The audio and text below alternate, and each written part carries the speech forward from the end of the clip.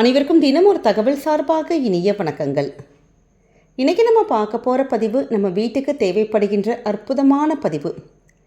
நம்முடைய வீட்டில் பூஜை அறை எந்த அளவுக்கு முக்கியமோ அதே மாதிரி தான் சமையலறையும். ஏன்னா சமையலறையில் நம்ம செய்கின்ற உணவுகள் தான் நம்ம ஒட்டுமொத்த குடும்பத்துக்கான ஆரோக்கியத்துக்கான அடித்தளம். அங்கே நல்லபடியாக உணவுகள் சமைச்சு நல்ல சந்தோஷமாக நம்முடைய உணவுகள் நம்முடைய குழந்தைகளுக்கும் நம்முடைய வீட்டில் இருக்கவங்களுக்கு கொடுத்தா தான் அந்த வீட்டில் இருக்க எல்லாருமே சந்தோஷமாக ஆரோக்கியமாக இருப்பாங்க. அப்படிப்பட்ட அடிப்படையில் நம்ம தெரியாமல் கூட சில சின்ன சின்ன தவறுகள் செய்கிறப்ப அது ஒட்டுமொத்த குடும்பத்தை பாதிக்குங்க. அடுப்பு மேடை பக்கத்தில் இந்த 5 டப்பாக்களை தெரியாமல் கூட நீங்கள் வச்சிடாதீங்க. ஏன்னா குடும்பத்தில் ஒரு சிலருக்கு எல்லா வகையிலும் நல்ல வருமானங்கள் வரும், நல்லபடியாக வீட்டில் எல்லோரும் சந்தோஷமாக இருப்பாங்க. ஆனால் திடீர்னு ஒரு பண இழப்பு வரலாம், ஒரு தரித்திரம் வந்துக்கிட்டே இருக்கும், மனசு கஷ்டம், பண கஷ்டம், தேவையில்லாத பிரச்சனைகள் மாற்றி மாற்றி வர்றது. அதற்கு இந்த அடிப்படையில் நம்ம செய்யக்கூடிய சின்ன சின்ன தவறுகள் தான் காரணம். இது தப்புனே தெரியாமல் சில தவறுகள் நம்ம அடிப்படையில் செஞ்சிட்ருப்போம். அதனால் நம்ம அடுப்புக்கு மேடை பக்கத்தில் இந்த 5 டப்பாக்களை எக்காரணம் கொண்டு வைக்காதங்க. அதற்கான விளக்கத்தை தான் இன்றைக்கி நம்ம தெரிஞ்சுக்க போகிறோம். பதிவுக்குள்ளே போகிறதுக்கு முன்னாடி நம்முடைய சேனலை சப்ஸ்கிரைப் பண்ணாமல் பார்த்துட்ருக்கவங்க கண்டிப்பாக சப்ஸ்கிரைப் பண்ணிக்கோங்க. அப்போ தான் எங்களுடைய எல்லா நல்ல நல்ல பதிவுகளுமே உடனுக்குடனே வரும். பக்கத்தில் இருக்கக்கூடிய பெல் பட்டனை மறக்காமல் கிளிக் பண்ணிக்கோங்க. இப்போ பதிவை தெரிஞ்சுக்கலாம். நம்முடைய வீட்டு கிச்சனில் நம்ம நிறைய பொருள் வச்சுருப்போம்.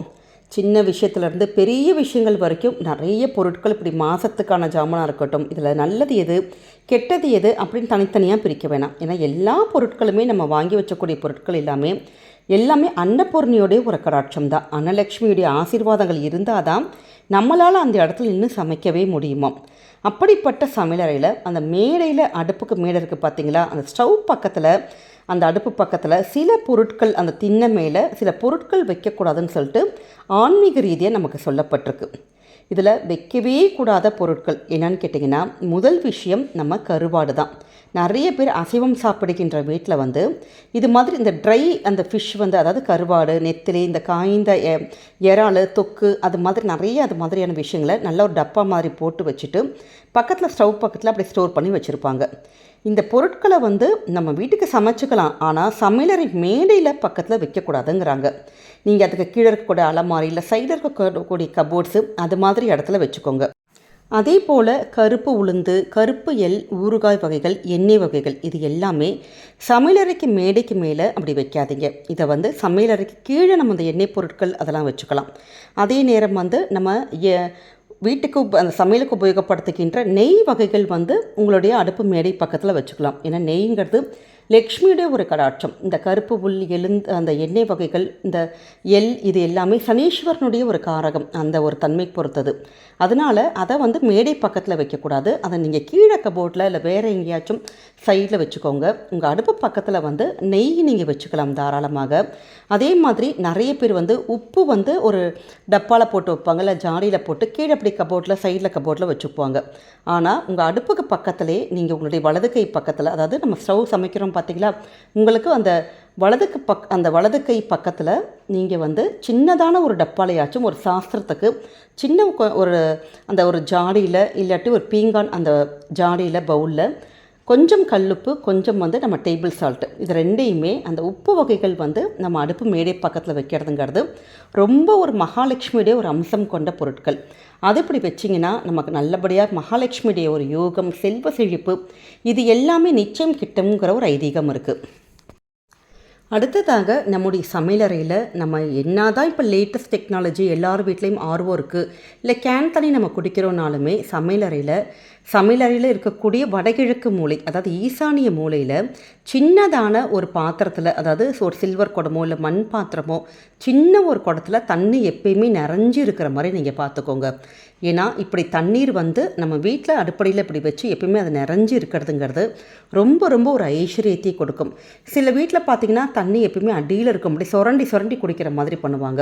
அது மாதிரி பண்ணாமல் எப்பயுமே தண்ணிங்கிறது நமக்கு நல்லா நிறைஞ்சு ஒரு பாத்திரம் எப்பயுமே நம்ம அதாவது பெரிய அளவில் ஒரு குடம் நீங்கள் வச்சுக்க வேணாம். இதுக்காகவே வேணால் கூட குட்டி குடம் மாதிரி நம்ம வாங்கிட்டு, குட்டி பாத்திரம் மாதிரி வாங்கிட்டு அதுக்கு ஒரு மூடி போட்டு இப்படி நீங்கள் அடுப்படையில் ஒரு ஓரத்தில் நீங்கள் வச்சு பாருங்கள். இந்த ஒரு சின்ன மாற்றமே குடும்பத்துக்கு பல வகையில் ஒரு லக்ஷ்மி கடாட்சத்தை கண்டிப்பாக கொண்டு வருங்க. அதனால் மறக்காமல் இந்த ஒரு டிப்ஸையும் ஃபாலோ பண்ணிக்கோங்க. எல்லாருடைய வீட்டிலுமே சொந்த வீடோ வாடகை வீடோ பெரும்பாலான வீடுகளில் நம்முடைய சமையல் அறைங்கிறது தென்கிழக்கு மூலையில் இருக்கிறது தாங்க ரொம்ப விசேஷம். ஏன்னா இந்த இடமானது அக்னி பகவானுக்கு உரிய ஒரு மூலை. அதனால தான் அந்த இடத்துல கிழக்கு திசை நோக்கி நம்ம கேஸ் வச்சு நம்ம சமைக்கணும்னு சொல்கிறோம். அது மாதிரி இந்த இடத்துல அன்னபூர்ணியுடைய சிலை, நீங்கள் ஏற்கனவே சுவாமி ரூமில் இது மாதிரி அன்னபூர்ணி வச்சு வழிபட்டாலுமே சமையல் அறையில் சின்னதான ஒரு குட்டி தட்டில் கொஞ்சம் அரிசி மட்டும் போட்டு ஒரு அன்னபூர்ணியுடைய சிலை மட்டும் அங்கே வச்சு ஒரு சின்னமாக நீங்கள் எப்போ சுவாமி ரூமில் தீபம் ஏற்றுறீங்களோ அப்போ அந்த தூப ஆராதனைகள் இந்த அன்னபூர்ணிக்கும் நம்ம காமிக்கிறப்ப வீட்டில் என்றைக்குமே அன்னபூர்ணியோட கடாட்சமானது நிறைஞ்சு இருக்குங்கிற ஒரு ஐதீகம். அதே மாதிரி இது நாள் வரைக்கும் பணம் எவ்வளவோ சம்பாதிச்சிருக்கோம், ஆனால் சேமிப்பு எங்கள் வீட்டில் ஆரம்பிக்க முடியல, வீண் விரயங்கள் தான் ஆகுது அப்படிங்கிறவங்க இப்படி அன்னபூர்ணியோட சிலை நம்ம வச்சு நம்ம வழிபடுறப்ப அந்த வீட்டில் சேமிப்பானது நமக்கு கொஞ்சம் கொஞ்சமாக அப்படியே ஆரம்பிக்கிறதுக்கான வழிகள் பிறக்கும். நமக்கு அந்த பண கஷ்டங்கிறதே என்றைக்குமே வீட்டில் இருக்காது. அதனால் சின்னதான ஒரு விஷயத்தை நீங்கள் கண்டிப்பாக உங்கள் வீட்டில் செஞ்சு பாருங்கள். அடுத்ததாக இது மாதிரி என்னதான் நம்ம அடுப்படையில் ஒவ்வொரு டப்பாவும் ஒவ்வொரு இந்த மாதிரி சிலையும் இப்படி ஒவ்வொரு விஷயங்கள் பார்த்து பண்ணாலுமே எப்பயுமே கிச்சனோட சிங்குக்குள்ளே அந்த எச்சி பாத்திரத்தை தயவு செஞ்சு யாருமே போட்டு வைக்காதீங்க. அட்லீஸ்ட் நம்ம ராத்திரி படுக்க போகிறதுக்கு முன்னாடியாச்சும் நல்லா அடுப்பு மேடையெல்லாம் தொடச்சி நல்லா சுத்தப்படுத்திட்டு அடுப்படியில் நம்ம அந்த எச்சி பாத்திரங்களை எல்லாம் கழுகி சுத்தப்படுத்தி வைக்கணுங்கிற ஒரு ஐதீகம் இருக்குது. ஏன்னா முதல்ல ஆரோக்கிய குறைபாடுகள் நமக்கு வரும். நிறைய வீட்டில் சர்வன்ட் மெய்ட் வருவாங்க, அடுத்த நாள் காலையில் க்ளீன் பண்ணுவாங்க. அப்படிங்கிற பட்சத்தில் கூட அந்த பாத்திரம் தட்டெல்லாம் அப்படி வரன்னு அப்படி சாப்பிட்டுட்டு தண்ணி கூட ஊற்றாமல் ஒரு துர்நாற்றத்தோடு அப்படி தயவு செஞ்சு வைக்காதீங்க. கூடுமான வரை அந்த சிங்குக்குள்ளே பாத்திரங்கள் ஒரு மாதிரி கெட்ட வாடை அடிக்காமல் சுத்தமாக வச்சுக்கிறது ரொம்ப ரொம்ப நல்லதுங்க. அதே மாதிரி ஸ்டவ்வுக்கு அடியில் நிறைய பேர் வீட்டில் சுத்தப்படுத்துறதே இல்லை. நம்ம பால் பொங்கி அப்படியே கீழே வழிஞ்சு ஊற்றிருக்கோம், சாம்பார் அப்படியே கொட்டி போயிருக்கோம், இல்லாட்டி நம்ம கடுகு அப்படி தாளிக்கிறப்ப அந்த கடுகு அப்படியே தெரித்து ஃபுல்லாக அடுப்புக்கு அடியில் ஃபுல்லாக அப்படியே உருண்டு ஓடி இருக்கும். இதை அடுப்பு மேடை மட்டும் தொடச்சிட்டு அப்படியே விட்டுருவாங்க. ஆனால் அடுப்புக்கு அடியிலையுமே டக்குன்னு நம்ம டெய்லி ராத்திரி படுக்க போகிறதுக்கு முன்னாடி அதையும் ஒரு சுத்தம் பண்ணிட்டு பண்ணுறப்ப குடும்பத்துக்கு நல்ல ஒரு ஐஸ்வர்யம், ஒரு மகாலட்சுமி யோகங்கள், நமக்கு தரித்திரம் பிடிக்கிறது இதெல்லாம் எதுவுமே இல்லாமல் நம்ம வீடானது என்றைக்குமே ரொம்ப ரொம்ப ஐஸ்வர்யமாக இருக்குங்க. அதனால் இந்த எளிமையான சின்ன சின்ன டிப்ஸை கண்டிப்பாக உங்கள் வீட்டில் கிச்சனில் நீங்கள் ஃபாலோ பண்ணி பாருங்கள். அடுப்புக்கு மேடை பக்கத்தில் இது மாதிரியான பொருட்களை நிச்சயமாக தவிருங்க.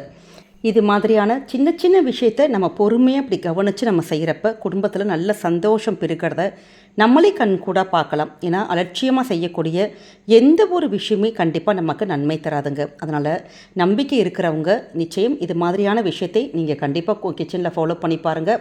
இந்த பதிவு உங்கள் எல்லாருக்குமே பிடிச்சிருக்கும்னு நினைக்கிறோம்.